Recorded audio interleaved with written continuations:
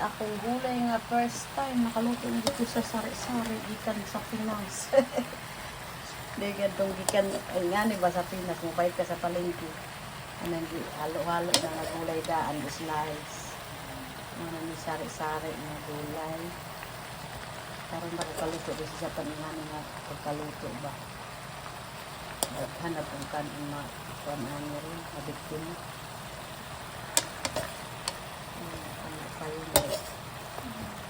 Dalabaon na ni panghapon, dalabaon.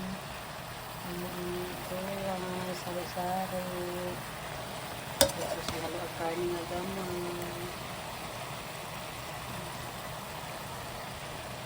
Wala ay sipaw na ito.